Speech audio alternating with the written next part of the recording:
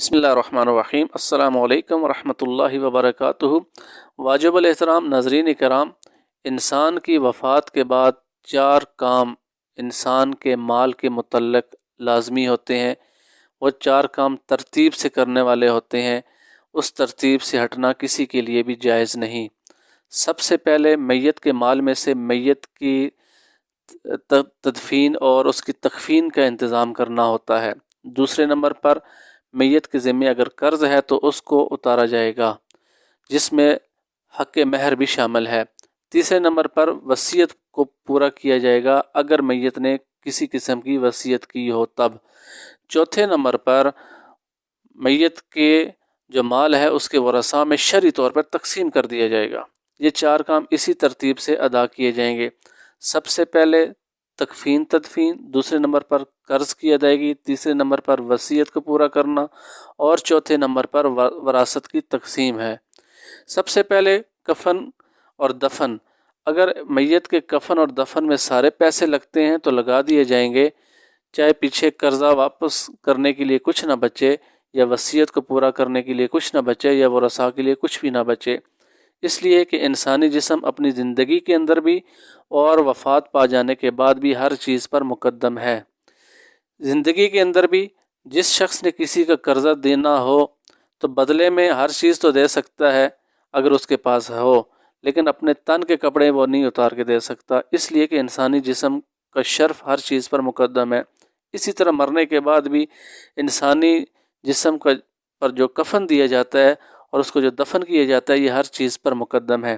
اسی میں اگر سب کے اخراجات لگ جاتے ہیں، میت کے تمام اخراجات لگ جاتے ہیں تو لگا دینے چاہیے۔ اور کفن بھی ایسا ہو، شریعت کہتی ہے کفن بھی ایسا ہو جو درمیانہ ہو، نہ بہت مہنگا ہو نہ بہت سستا ہو۔ اور جو میت کے پیسوں سے جو جائے نماز دی جاتی ہے وہ بھی جائز نہیں ہے، اور میت کے پیسوں سے جو دیگیں پکا کر کھلائی جاتی ہیں یہ بھی امر جائز نہیں ہے۔ بالکل ایک مناسب اور اعتدال کے ساتھ جو شریعت ایک چیز متعین کرتی ہے، کفن اور دفن کی جگہ اور کفن درمیانہ۔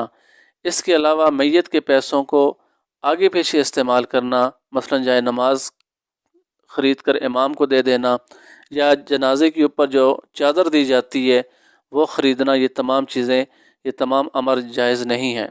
امام اعظم ابو حنیفہ رحمۃ اللہ علیہ تعالی ایک مرتبہ ایک مریض کو پوچھنے گئے، عیادت کرنے گئے، اسی دوران اس مریض کی روح پرواز کر گئی، وہ فوت ہو گیا۔ امام صاحب اٹھے اور جو اس وقت کمرے کے اندر چراغ جل رہا تھا اس کو بجھا دیا۔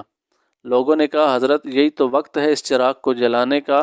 امام صاحب کہنے لگے نہیں، یہی تو وقت ہے اس چراغ کو بجھانے کا، اس لیے کہ پہلے یہ چراغ اس مرنے والے کی ملکیت میں تھا، تب جائز تھا، اب یہ شخص مر گیا، اب یہ چراغ اس مرنے والے کی ملکیت سے نکل کر اس کے ورثاء کی ملکیت میں چلا گیا، اور تمام ورثاء یہاں موجود نہیں ہیں، اس لیے بغیر اجازت ان ورثاء کے اس چراغ کو جلانا جائز نہیں ہے۔ اس کو کہتے ہیں دینداری۔ آج ہم اپنے گریبان میں دیکھیں وراثت کے مال کے ساتھ ہم کس بے دردی کے ساتھ معاملات کرتے ہیں، اور دوسروں کا حق کھائے بیٹھے ہیں، اور ہمیں اس پر ذرا بھی شرمندگی نہیں۔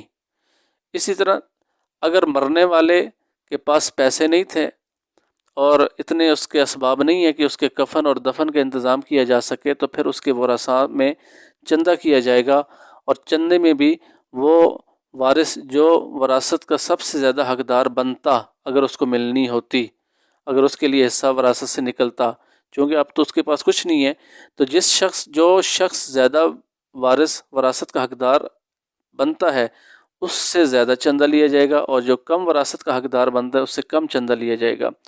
اگر ورثاء بھی غریب ہیں اور وہ چندہ نہیں دے سکتے تو پھر حکومت وقت کا کام ہے کہ وہ اس میت کی ذمہ داری کو اٹھائے۔ اگر حکومت بھی اس چیز میں دلچسپی نہیں لیتی تو پھر اہل محلہ اور اہل علاقہ کی ذمہ داری بنتی ہے کہ وہ اس میت کے کفن اور دفن کا انتظام کرے۔ اچھا، دوسرے نمبر پہ قرض کی بات آتی ہے۔ قرض میت کا ادا کرنا ضروری ہوتا ہے کفن دفن کے بعد۔ اب قرض میں اگر میت کا تمام مال لگ جائے، مثلا ایک شخص 10 لاکھ روپے چھوڑ کے مرا اور پیچھے ہے بھی صرف 10 لاکھ ہی ہے اور قرضہ بھی اس پر 10 لاکھ ہی ہے، تو اب وہ 10 لاکھ قرضہ دینے والوں کو دے دیا جائے گا، اگرچہ کے پیچھے ورثاء کے لیے 1 روپیہ بھی نہ بچے اور اس کی وصیت کو پورا کرنے کے لیے بھی کچھ نہ بچے۔ اگر ایک شخص پر قرضہ تھا 10 لاکھ یا کچھ بھی تھا، تھوڑا تھا یا زیادہ، لیکن اس کے پاس پیسے نہیں تھے اور قرض نہیں ادا کر سکتا، تو پیچھے جو اس کے ورثاء ہیں ان کے ذمے اس قرض کو ادا کرنا نہیں ہے۔ مثلا ایک شخص فوت ہو جاتا ہے اور اس کے بچے پیچھے رہ جاتے ہیں، تو اب قرضہ دینے والے وہ آ کر اس بچوں سے قرضے کا تقاضا نہیں کر سکتے، ایسا نہیں کہہ سکتے کہ تمہارا والد نے ہمارا قرضہ دینا ہے، وہ تو نہیں ہے، اب تم دو۔ اس قسم کا تقاضا کرنا جائز نہیں ہے اور ورثاء شرعی طور پہ اس چیز کے مکلف نہیں ہیں۔ اگر پیچھے والے ورثاء شرعی اگر اپنے پاس سے قرض کو ادا کرتے ہیں تو یہ ان کی بہت بڑی نیکی ہے، بہت عظیم نیکی ہے، اس سے مرنے والے کی روح آزاد ہو سکتی ہے۔ اگر وہ کرنا چاہیں ایسی نیکی تو کر سکتے ہیں، البتہ ان کو کوئی پابند نہیں کر سکتا کہ تم اپنے والد کا قرضہ ادا کرو۔ اس لیے قرضہ میت کے ذمے ہے، اگر اس کے پاس ادائیگی کا اسباب نہیں ہے تو کل عند اللہ تعالیٰ نیکیوں کے تبادلے سے اس چیز کو پورا کر دے گا، یہ کل عند اللہ ہی حساب کتاب ہوگا۔ البتہ قرض میں ایک چیز مہر کی رقم بھی آتی ہے۔ اگر کسی شخص نے اپنی بیوی کا مہر ادا نہیں کیا تو اس کے قرض میں اس کے مہر کو بھی ادا کیا جائے گا، وراثت بعد میں آئے گی، پہلے قرض مہر کی رقم ادا کی جائے گی۔ بعض لوگ ہمارے معاشرے کے اندر بیویوں سے اپنے حق مہر معاف کرا دیتے ہیں جب وہ مرض الوفات میں مبتلا ہوتے ہیں، تو اس وقت بیوی کو کہتے ہیں کہ تم مہر معاف کر دو، حالانکہ اس وقت کی مہر کی معافی وہ اس کا کچھ اعتبار نہیں ہے، بیوی نے تو معافی کرنا ہے، لیکن اس معافی کا شریعت کے اندر کچھ تصور نہیں ہے یا اس کا کچھ حیثیت نہیں ہے۔ جب انسان مر جائے گا تو اس کے مال میں سے بیوی کا جو حق مہر بنتا ہے وہ اس کو ادا کیا جائے گا، کیونکہ یہ بھی قرض ہے۔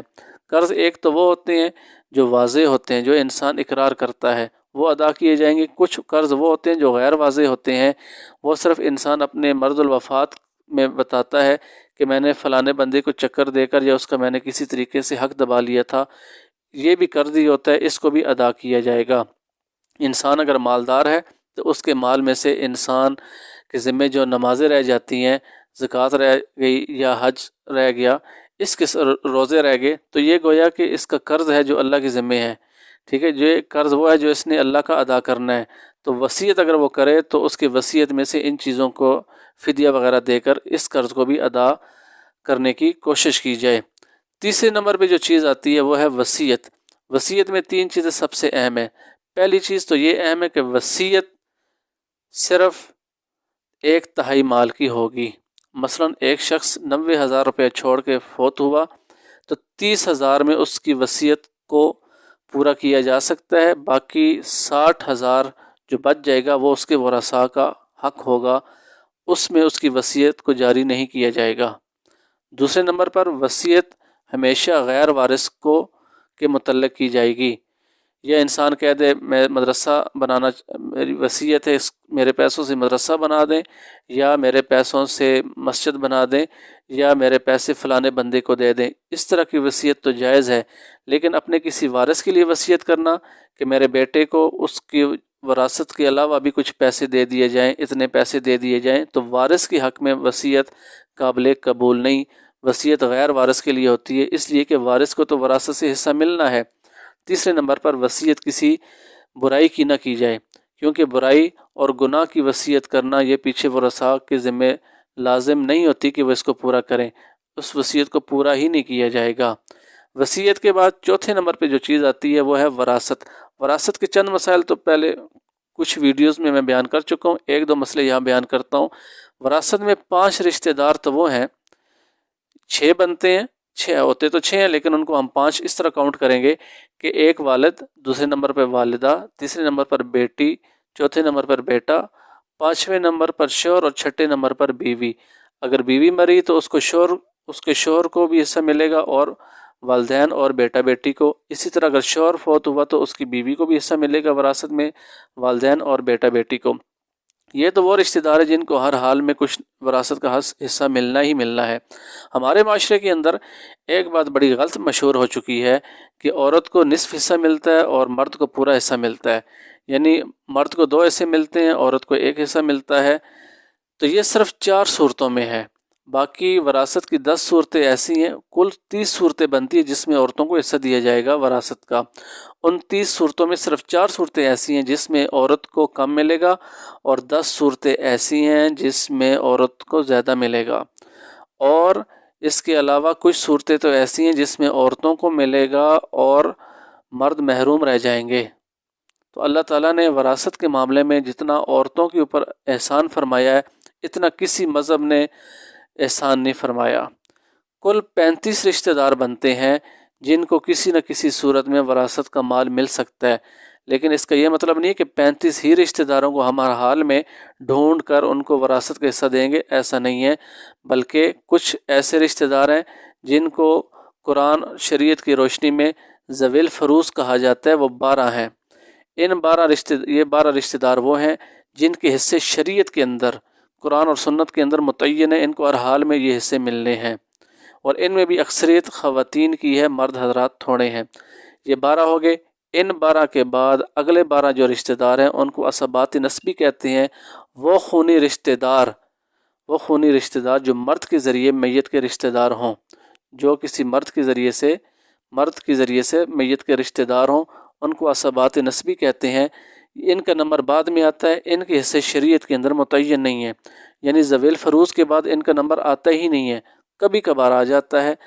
جب ذوی الفروض کو تمام حصے مل جائیں تو جو مال بچ جائے وہ عصبات کے اندر تقسیم کر دیا جاتا ہے۔ اس کے بعد جو آخری نمبر ہے وہ ذوی الارحام ہے، یعنی میت کی رشتہ داری اور عورت کی جو رشتہ داری ہے میت کے ساتھ عورتوں کے ذریعے سے، اس کو ذوی الارحام کہتے ہیں۔ مثلا نواسی کہہ لیں، نواسی بیٹی ہی کے ذریعے سے نواسی کے ساتھ رشتہ داری بنتی ہے، یہ 11 رشتہ دار ہیں۔ تو ذوی الارحام کے بعد عصبات نسبی، اور عصبات نسبی کے بعد کہیں جا کر ذوی الارحام کا نمبر آتا ہے، اور وہ بھی بہت کم آتا ہے۔ ان کے حصے بھی قرآن اور سنت کے اندر متعین نہیں ہے۔